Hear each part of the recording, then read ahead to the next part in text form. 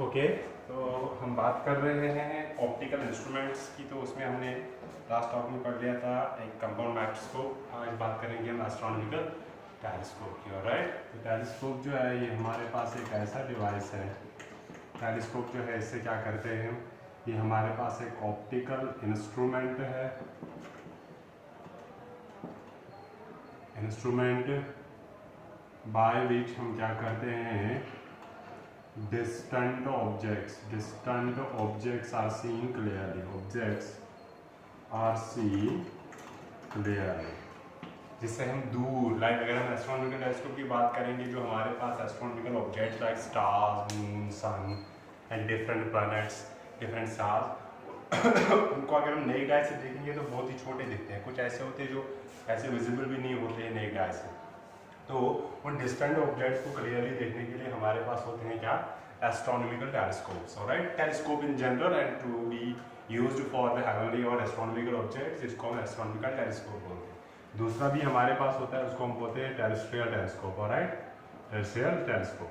Terrestrial telescope होता है land surface के ऊपर to see the distant objects. Alright, तो ये टेलीस्कोप्स आप देखोगे, जो अगर कोई भी आपने कोई मूवी वगैरह देखी होगी, तो जो शिप्स वगैरह यूज़ होते थे ना, जो समुद्रों में होते हैं शिप्स वगैरह, तो उनमें वो दूर तक लाइक सी शोर या कोई आइलैंड वगैरह देखने के लिए वो यूज़ करते हैं एक टेलीस्कोप, जो लेंथ वगैरह जिसकी इंक्रीज हो जाती है, एक में से छोटा सा और निकलता है, वो निकलता है। राइट, तो वो टेलीस्कोप्स होते हैं। कौन से टेलीस्कोप होते हैं, वो होते हैं टेरेस्ट्रियल टेलीस्कोप। तो टेरेस्ट्रियल टेलीस्कोप में क्या करते हैं, टेरेस्ट्रियल टेलीस्कोप में हम दूर के ऑब्जेक्ट्स देखते हैं, but they are lying on the surface of earth. And astronomical में हम क्या करते हैं, we are using it for the astronomical objects. Alright, अब अगर हम देखेंगे इससे कंस्ट्रक्शन में कौन कौन सी चीज़ है, कंस्ट्रक्शन में जो है वो कौन कौन सी चीज़ है, इसके पास होते हैं दो कॉन्वेक्स लेंसेज। ऑलराइट, दो कॉन्वेक्स लेंसेज।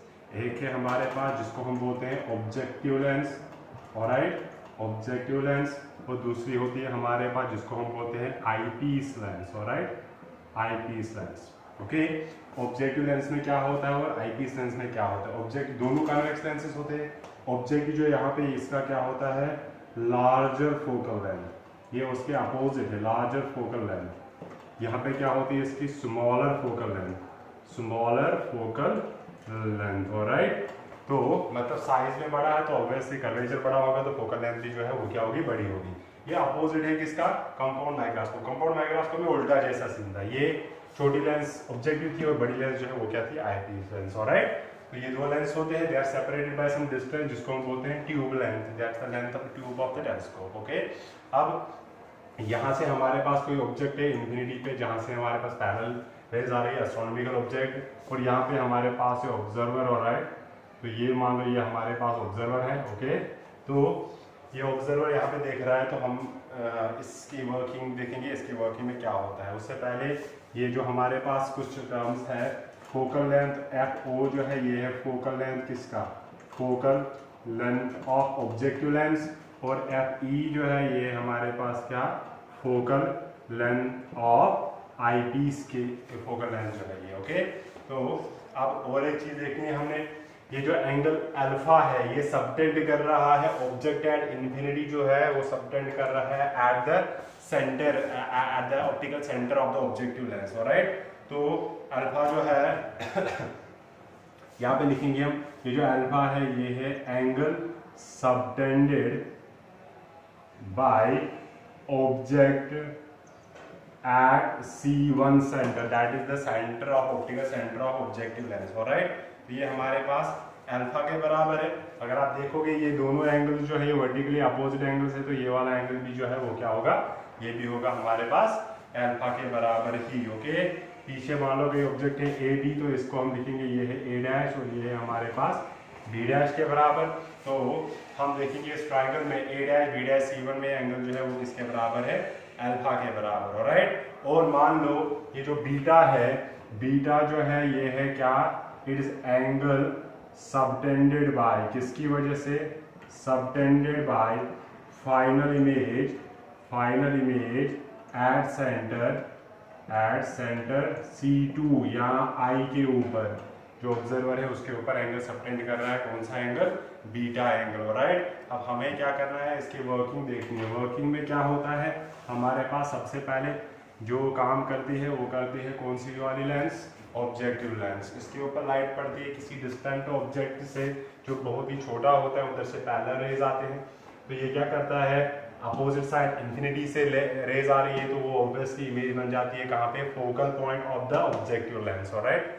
तो फोकल पॉइंट पे बन गई इमेज। अब इसका एडजस्टमेंट ऐसे होता है, ये नॉर्मल एडजस्टमेंट का केस है जहाँ पे इमेज जो है इंफिनिटी पे बन जाती है। तो अब क्या होगा, अब ये जो इमेज है ये एक्ट करेगी एज ऑब्जेक्ट फॉर दिस। अभी हम क्या केस कर रहे हैं, कौन सा वाला केस देख रहे हैं, when object at when final image is formed at infinity, is formed at infinity, infinity पे बनती है फाइनल इमेज। तो तब क्या होगा, जब इंफिनिटी पे फाइनल इमेज बनेगी तो तब होता है ये कि इसके लिए कंडीशन ये, अगर ये फाइनल, इसकी वजह से जो फाइनल इमेज बने अगर वो इंफिनिटी पे बन रही है तो उसके लिए ऑब्जेक्ट होना चाहिए फोकस पे। तो फोकस पे रखा है हमने ऑब्जेक्ट, ये डिस्टेंस दिया हमने फोकस ऑफ आईपीस, राइट। तो अब हम क्या करेंगे, नाउ लेट्स डिफाइन, तो ये बन जाएगी इसके फोकस में आएगी, फोकस में आ गई तो इसके लिए बन जाएगी एक वर्चुअल, इसके लिए ये इमेज इसके लिए इन्वर्टेड एंड रियल है, मगर ये ऑब्जेक्ट इसके लिए है। अब ये इमेज जो बनाएगा पीछे इंफिनिटी पे गई, that is will be highly enlarge and that will B इसके बराबर, that will B virtual image, क्योंकि इस लेंस के लिए यही ऑब्जेक्ट इसी साइड नीचे की तरफ, इसी साइड इमेज भी बनेगी कहीं नीचे की तरफ, that will be highly enlarge. और इस तरह से हमें एक मैग्नीफाइड ऑब्जेक्ट दिखता है, जो छोटा था उसको इसने थोड़ा मैग्नीफाई कर लिया, इसके लिए वर्चुअल इमेज बनेगी और जो मैग्नीफाइड होगी तो हमें वो बड़ा दिखने लगेगा, ऑलराइट। तो यहाँ पे हम बात करेंगे क्या, मैग्नीफाइंग पावर की, मैग्नीफाइंग पावर। मैग्नीफाइंग पावर के लिए हमने कल डेफिनेशन देखी थी, क्या ये मैग्नीफाइंग पावर किसी भी एस्ट्रोनॉमिकल टेलीस्कोप का होता है angle subtended by final image at the eye to the angle subtended by the object at the centre, this centre C2, right. तो ये बीटा के बराबर है। तो हमें ये भी पता है क्या, since angle alpha and beta are small, तो देयरफॉर बीटा अल्फा जो है उसको हम लिमिट लगा के यूज कर सकते हैं, tan अल्फा के बराबर है, एंड बीटा को हम लिख सकते हैं ये tan बीटा के बराबर है। तो देयरफॉर मैग्नीफाइंग पावर जो है ये किसके बराबर होगा, tan of beta divided by tan of alpha के बराबर। अब फाइंड करते हैं tan अल्फा और tan बीटा का वैल्यू, तो निकालेंगे इसका वैल्यू कितना आ जाएगा। ओके, यहाँ पे लिखते हैं हम ये, ठीक है। तो नाउ अगर हम देखेंगे from triangle A dash B dash C1, tan of alpha जो है perpendicular that is A dash B dash upon base जो है that is C1 B dash. तो यहाँ से हमारे पास tan अल्फा का वैल्यू आएगा A dash B dash upon C1 B जो है ये है फोकल लेंथ ऑफ किसकी, ऑब्जेक्टिव। तो ये आ गया किसके बराबर, F0 A के बराबर, ऑलराइट। ये आ गया हमारे पास इसका वैल्यू, ओके। इसी तरह अगर हम देखेंगे from triangle A dash B dash C2, okay, यहाँ पे आएगा हमारे पास tan beta perpendicular that is A dash B dash upon base that is B dash C2। यहाँ हम लिखेंगे tan ऑफ बीटा जो है दैट इज इक्वल टू किसके बराबर, A dash B dash upon B dash C2 जो है वो है किसके बराबर, focal length of eyepiece के बराबर है ये है फोकल लेंथ ऑफ ऑब्जेक्टिव के बराबर, ऑलराइट। तो ये बनेगा किसके बराबर, FE के बराबर, ओके। फिलहाल हम वैल्यूज की बात करेंगे, ओके। तो इसके बराबर लिख लिया हमने, ओके।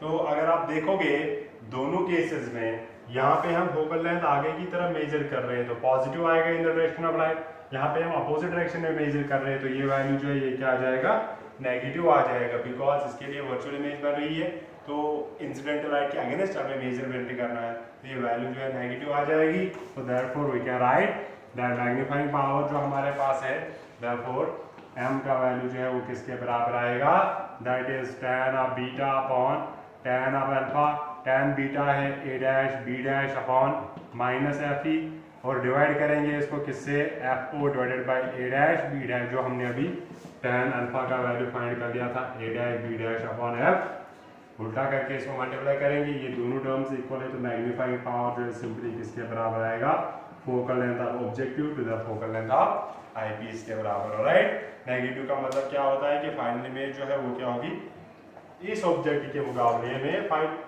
इमेज जो बनेगी वो होगी इन्वर्टेड। इन्वर्टेड इमेज जब भी होगी तो मैग्नीफाइंग पावर नेगेटिव आ जाएगा। ओके, तो अगर हम क्या करेंगे, अगर हम चाहते हैं इन ऑर्डर टू इंक्रीज, अगर हम मैग्नीफाइंग पावर का वैल्यू इंक्रीज करना चाहते हैं, नॉर्मल एडजस्टमेंट की बात कर रहे हैं हम यहाँ पे, तो अगर हम मैग्नीफाइंग पावर इंक्रीज करना चाहते हैं तो what we have to do, focal length of eyepiece जो है जितना छोटा हो सके करेंगे और फोकल लेंथ ऑफ ऑब्जेक्टिव जो है जितना बड़ा हो सके करेंगे, क्योंकि तभी जाके ये मैग्नीफाइंग पावर जो है बहुत बड़ा होगा। एंड व्हाट डज द बड़ा value of magnifying power represent, it means that you can see the high bigger image, highly enlarged image of the tiny object that is located at a very large distance from us. Alright, so that's about किसके बारे में, telescope क्या होता है, और हमारे पास ये microscope के बारे में ये धीरे से थोड़े से। ओके, तो ये इस तरह से हमारा ये चैप्टर जो है कौन सा वाला यूनिट, ऑप्टिक्स वाला जो यूनिट है वो क्या खत्म होता है। अब इसमें एक दो क्वेश्चन है छोटे छोटे से, थोड़े न्यूमेरिकल्स एक दो देखेंगे हम। ओके, जो एग्जामिनेशन पॉइंट ऑफ व्यू से आ जाते हैं एग्जाम में कभी कभार, तो वो हम देखेंगे। पहला क्वेश्चन है हमारे पास कि यार ये तो डायरेक्ट रिलेशन डिपेंडेंट है, तो इस तरह से हमारे पास ये टेलीस्कोप जो है कंप्लीट हो जाता है। नेक्स्ट है हमारे पास कि relation between phase difference and path difference. तो ये आपको पढ़ाया था क्या, रिलेशन बिटवीन फेज डिफरेंस बताओ एंड पाथ डिफरेंस बताओ कितनी है। ऑलराइट, वो आपको पता है रिलेशन बिटवीन फेज डिफरेंस और पाथ डिफरेंस किसके बराबर होती है, तो फेज डिफरेंस जो है वो किसके बराबर होता है, 2 pi upon lambda into path difference. Alright, ये रिलेशन आपने याद रखनी है। ओके, वेरी इंपॉर्टेंट, ये एग्जाम मतलब न्यूमेरिकल पर्पस में बहुत ही काम आता है ये। ओके, और एक छोटा सा क्वेश्चन है वेरी इजी कि हमारे पास एक सबस्टेंस दिया है जिसके लिए क्रिटिकल एंगल क्या दिया है, क्रिटिकल एंगल जो है 45 डिग्री दिया है। ऑलराइट, ये नेक्स्ट वन हमारे पास 45 डिग्री दिया है, आपने बताना है उस मटेरियल का रिफ्रैक्टिव इंडेक्स क्या होगा। ओके, हमने इक्वेशन पढ़ी थी टोटल इंटरनल रिफ्लेक्शन में, ये बेस्ड है टोटल इंटरनल रिफ्लेक्शन के बेस्ड। तो हमने पढ़ी थी रिलेशन क्या कि साइन ऑफ आई सी जो है वो किसके बराबर होता है, 1/μ, या आप डायरेक्ट लिखेंगे म्यू जो है ये होता है 1 divided by sine of critical angle. Okay, critical angle वो एंगल होता है जिसपे टोटल इंटरनल रिफ्लेक्शन स्टार्ट होती है, तो ये 1 डिवाइडेड बाय मतलब उसके आगे स्टार्ट हो जाएगी साइन 45 आएगा, साइन 45 का वैल्यू होता है किसके बराबर, 1/√2, तो ये न्यूमरेटर में जाके म्यू का वैल्यू आएगा किसके बराबर, √2 के बराबर। That's how you can calculate it. Okay, next है एक छोटा सा क्वेश्चन और एक है जो ये सिंपल वंस है आपके टेक्स्ट बुक में अगर आप देखोगे। नेक्स्ट है हमारे पास कि अगर आपके पास दो लेंसेज है, एक का पावर दिया है P1 का पावर -4D दिया है, डायोप्टर दिया है, दूसरे लेंस का दिया है पावर P2, उसका दिया है +2D के बराबर। तो आप बताओ जब इनको कॉन्टैक्ट में लाया है तो focal length of the combination कितनी होगी। तो आपने पढ़ी है फॉर्मूला, दो तरीके से आप लिख सकते हो। तो इसकी फोकल लेंथ f1 आएगी 1/पावर दैट इज -1/4। ओके, इसी तरह इसकी फोकल लेंथ f2 जो है वो आएगी 1 divided by power P2 that is 1 divided by 2।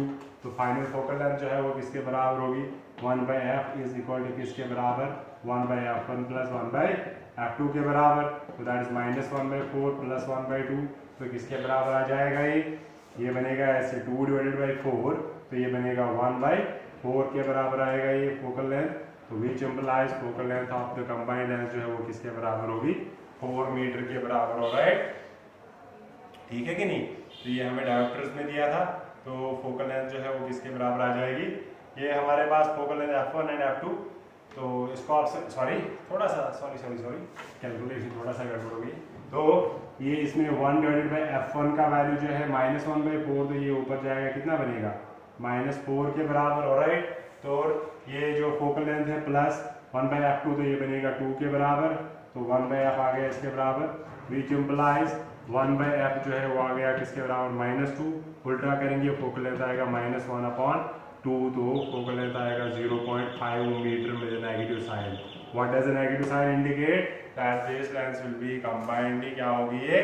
देखो पावर जो है रिप्रेजेंट नेगेटिव पावर का फोकल लेंथ का नेगेटिव का मतलब ये होता है कि ये कॉनकेव लेंस है, और अगर नेगेटिव फोकल लेंथ कंबाइंड में आ गई तो ओवरऑल इफेक्ट जो इस लेंस का होगा वो कॉनकेव वाला होगा, डाइवर्जेंस का इफेक्ट होगा। राइट, तो ये आपने ऐसे बहुत सारे क्वेश्चन और भी है जो हमारे पास दिया है कि स्लिट्स का रेशो फाइंड कर लो, विड्थ ऑफ द स्लिट्स का रेशो फाइंड कर लो। ये दिया है what is the ratio of amplitude of the दो वेव्स का एम्पलीट्यूड जो है A1/A2 मान लो, वो वैल्यू दिया है √2:1। ऑलराइट, हमें फाइंड क्या करना है? हमें फाइंड करना है कि ये YDS यानी डबल स्लिट एक्सपेरिमेंट की बात हो रही है, तो आपने बताना है विड्थ ऑफ रेशो, जो स्लिट्स जो होते हैं स्लिट्स की विड्थ का ratio W1/W2, that is ratio of slit widths, slit widths. Alright, ये हमें फाइंड करना है। ओके, तो हमें पता है क्या W1/W2 जो है ये होता है I1/I2 के बराबर, जो होता है A1/A2 के बराबर। ऑलराइट, इंटेंसिटी पे डिपेंडेंट होती है विड्थ, पर इंटेंसिटी जो है स्क्वायर ऑफ द एम्पलीट्यूड पे डिपेंड होती है। सिंपल टर्म्स में इसका वैल्यू डालेंगे A1 ये इसको लिखोगे आप A1/A2 का होल स्क्वायर, दैट इज √2/1 का होल स्क्वायर, तो ये बनेगा किसके बराबर? 2:1 के बराबर, that will be the ratio of their widths. Alright, तो इसी तरह हमारे पास बहुत सारे और क्वेश्चंस है, टेक्स्ट बुक वाले क्वेश्चंस है, कुछ फैक्चुअल क्वेश्चंस है। ओके, इनको आप ट्राई कर लेना, both they are very easy to calculate. Okay, as far as board examination is concerned. Alright, और कुछ इंपॉर्टेंट रिलेशंस है इसमें, वो आपने याद रखने हैं, जो आपको आगे काम आएंगे in case you go for some entrance examination. वहाँ पे भी वो फॉर्मूला बेस्ड क्वेश्चंस कुछ होते हैं। ओके, अगर आप इस साल का नीट पेपर दोगे तो देखोगे तो उसमें भी बहुत सारे क्वेश्चंस आए थे जो फॉर्मूला बेस्ड है। ऑलराइट, तो that's all about this optics, और इस तरह से ये कंप्लीट हो जाता है। Alright, thank you very much.